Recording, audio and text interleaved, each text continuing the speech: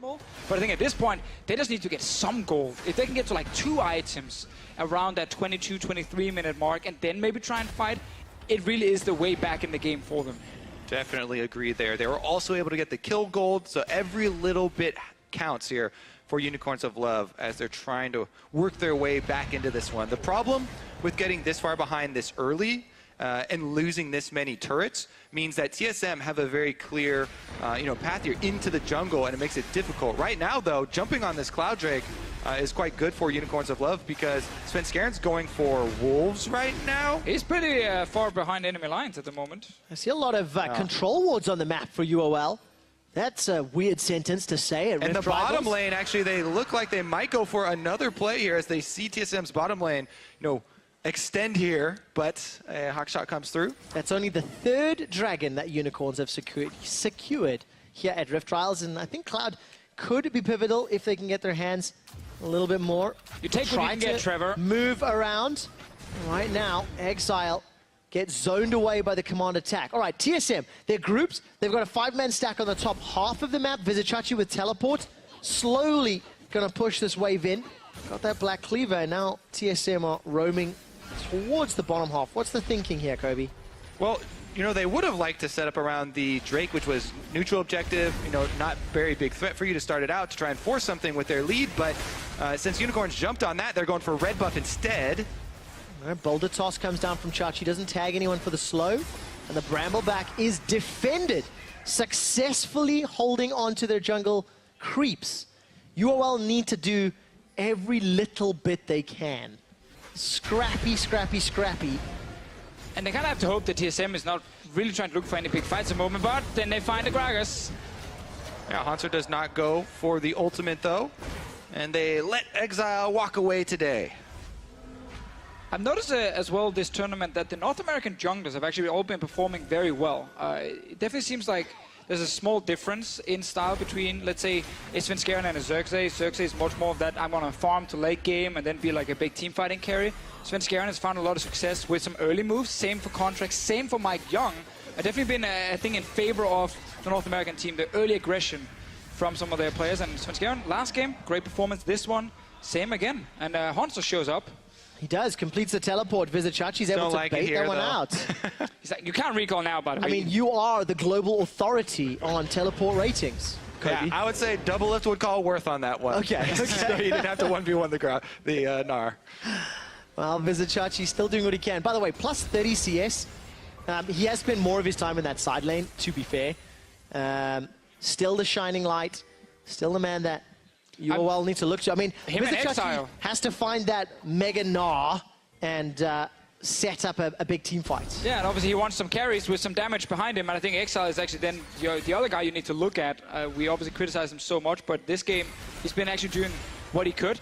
He's been under a lot of pressure mid from an Orianna, and the fact that his jungler was behind almost the entire early game. So he's been sitting there just getting 2 kills, the only 2 Unicorns have. So he's the man with the gold, and if he gets to that Infinity Edge fairly fast, which is of course difficult at this point because you're not getting a lot of farm, then you actually have an opening as well for Unicorns of Love, but you're pretty far down. What they have to worry about, though, is the Ash Arrow in combination with Thresh and Orianna, because yes, you have Tahm Kench who can eat someone who gets arrowed, unless it's Tahm Kench himself, but it's the follow-up CC that Unicorns have to really respect here, because TSM just want to force any sort of engage so they can use their gold lead right now and the extra power that they have in those fights.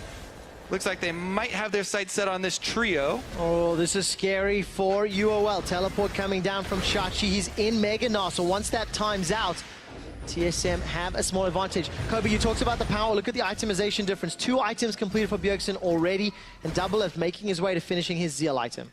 I think they're making the call here to send Hauntzer back for that bottom. Oh, they might just dive it here. He cancels the recall. All right, Vizicsacsi's very far away! 3-man shockwave! Death sentence as well! Samix is inside Hilly's belly, and Hauntzer with the fantastic barrel. Svenskeren's got the flash available, might just need it. Exile's on a killing spree, his 3rd of the game. Here comes Vizicsacsi, boomerang onto Bio, and the tower's helping out. Tower's now aggroed. Mega Gnar flashed away from, but you can't get away from the wallet. There it goes! Xerxes kills double. Failed dive from TSM, and you cautioned against it, Deficio. Get getting lackadaisical in the mid-game. TSM do give over a sizable amount of money. Not done yet. Vizicsacsi on the chase. Death sentence, but there's no damage to Package. follow up. Here comes Exile. He's looking for Bjergsen. Bjergsen's looking for Chachi. The attack in the distance not enough. Exile's on a rampage. He hits Bio with a big one. Death sentence comes out, but there's no tower to run to. 5 kills, Exile. And Baron, they're coming back. They can do Baron as well. Svenskeren is on his way as the man to try and save this here for TSM. Exile over the wall, 5 members alive for Unicorns of Love. They need a ward behind here to see Svenskeren. They placed it just now. No, it's This is going close. Svenskeren's got the Oh, Sonic it's in Wave. there. He goes in. Oh, Steals it. Team Solo Mid steal the Baron. and he gets out with a kill on Exile as well. Are you kidding me? Unicorns just did everything to get back in the game and then to lose to Baron. Svenskeren, he's still hovering around looking for someone. Everybody's shaking their heads after that. Even Parth right there is like, this is not the way we pressure in the mid game with this lead. Oh, bot lane. All right, Haunts is under some threat. Hilly needs to find the lick and stick, but there's no damage to follow up. The crowd was so What a roller split. coaster, Trevor. UOL then TSM, and TSM now have Baron on their squad. All right, so in the end, TSM get the Baron, all planned obviously after the start of that dive, setting up for Svenskeren to steal it, but Unicorns of Love still got 5 kills on their Corki. Yes, it sucks you didn't get that big objective, but they got a lot of gold right there on one of the most important carries in this game. Now they're kind of overextended mid lane though. Bum, bum, bum, bum. Hilly's going to get away from the death sentence, but he can't get away from the death squad.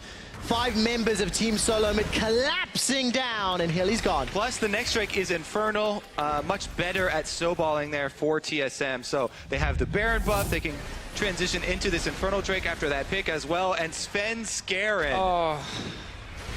Oh my goodness. Oh, it's that so hurts. close. I think he got it like 60 HP.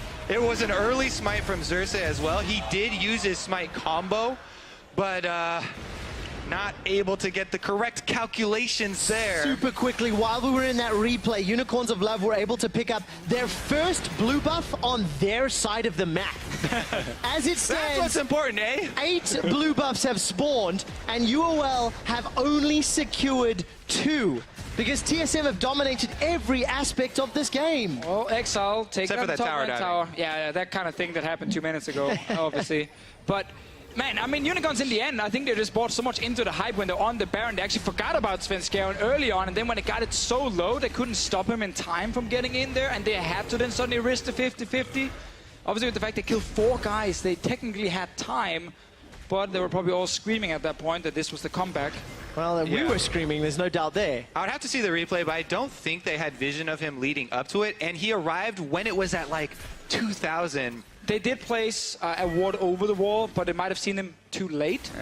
And then obviously Chachi were on his way out to try and stun him and obviously make sure he couldn't get in the pit. But that could actually suddenly look like one of the most important plays that we didn't expect in this game, where Svenskeren had to steal a Baron away from Unicorns of Love.